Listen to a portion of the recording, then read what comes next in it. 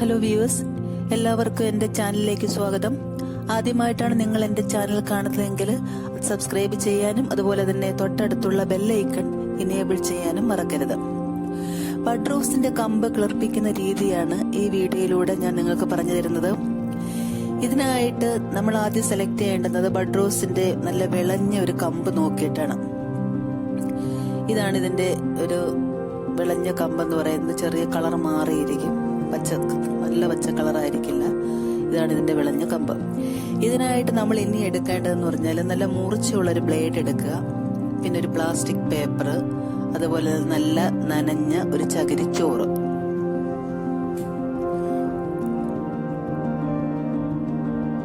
ആദ്യം ഈ ബ്ലേഡ് നന്നായിട്ട് സ്പിരിറ്റിലോ അല്ലെങ്കിൽ ഡെറ്റോളിലോ ഒക്കെ മുക്കി നല്ലവണ്ണം വിമുക്തമാക്കേണ്ടതാണ്. പിന്നീട് ഒരു മുകുളത്തിന്റെ, അതായത് ആ തണ്ട് സെലക്ട് ചെയ്ത തണ്ടിന്റെ ആ മുകുളത്തിന്റെ താഴെ വെച്ചിട്ട് തൊലി കട്ട് ചെയ്യുന്ന രീതിയിൽ, തൊലി മാത്രമേ കട്ട് ചെയ്ത് പോകാവൂ, ഇതുപോലെ വട്ടത്തിൽ മാർക്ക് ചെയ്യുക. ഒരുപാട് പ്രസ് ചെയ്യരുത്, പ്രസ് ചെയ്ത് കഴിഞ്ഞാൽ കമ്പ് മുറിഞ്ഞു പോകും.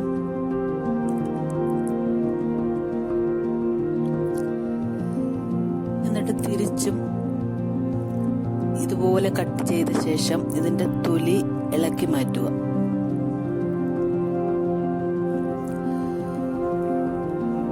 ഞാൻ പല രീതിയിലും ഇത് വെച്ച് നോക്കിയിട്ടുണ്ടെങ്കിലും കമ്പൊന്നും കിളിർത്തതായിട്ട് കണ്ടില്ല. പക്ഷെ ഈ രീതിയിൽ ചെയ്തു നോക്കിയപ്പോൾ എനിക്ക് കമ്പ് കിളിർപ്പിച്ചെടുക്കാൻ സാധിച്ചു. എയർ ലെയറിംഗ് മെത്തേഡ് എന്നാണ് ഇതിനെ പറയുന്നത്.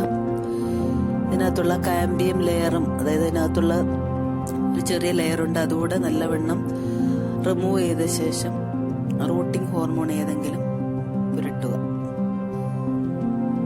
ഇനി പ്ലാസ്റ്റിക് ബാഗ് എടുത്തിട്ട് ചകിരിച്ചോറ് ഇടുക. ചകിരിച്ചോറിന് പകരം മോസ് വാങ്ങിക്കാൻ കിട്ടും, അത് നനച്ച് ചേർത്താലും മതി. ഞാനിപ്പോ ചകിരിച്ചോറാണ് എടുക്കുന്നത്. ചകിരിച്ചോറെടുത്ത് ഈ തണ്ടില് വെച്ച് നല്ലവണ്ണം പ്രസ് ചെയ്ത് കെട്ടുക.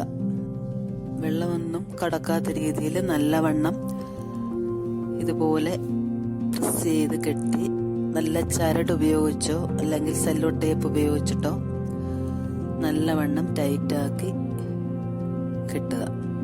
ഒരു 30 മുതൽ 40 ദിവസം വരെ ഇതിങ്ങനെ വെച്ചിരുന്നാൽ മതി. ഇതിനകത്ത് വേര് പിടിച്ചു കിട്ടും. വേര് പിടിച്ചു കിട്ടിയ ശേഷം ഈ കമ്പ് മുറിച്ച് മാറ്റി നടാം. ഇങ്ങനെ ഞാൻ നേരത്തെ തന്നെ തയ്യാറാക്കി വെച്ചിരിക്കുന്ന ഒരു റോസയുണ്ട്. റോസയുടെ കമ്പ് ഇതുപോലെ തയ്യാറാക്കി വെച്ചിട്ടുണ്ട്. അത് ഏകദേശം 20 ദിവസം മാത്രമേ പ്രായമായിട്ടുള്ളൂ. എന്നാലും അതിനകത്ത് വേര് വന്നു തുടങ്ങിയിട്ടുണ്ട്. അതിനകത്ത് 20 ദിവസം പ്രായമുള്ളതാണ്.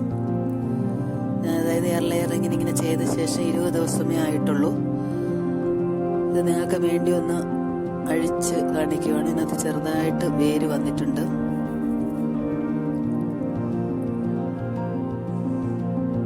അതൊക്കെ കാണാൻ സാധിക്കും.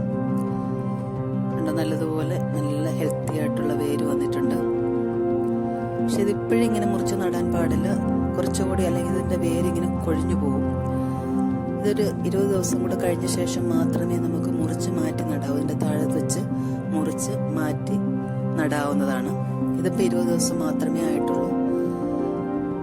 ഇതുപോലെ നിങ്ങളും ബഡ് റോസിന്റെ കമ്പ് ഇങ്ങനെ നട്ടു നോക്കുക. തീർച്ചയായും ഫലമുണ്ടാവും. നിങ്ങൾക്ക് എന്റെ വീഡിയോ ഇഷ്ടപ്പെട്ടു കഴിഞ്ഞാൽ ലൈക്ക് ചെയ്യാനും ഷെയർ ചെയ്യാനും മറക്കരുത്.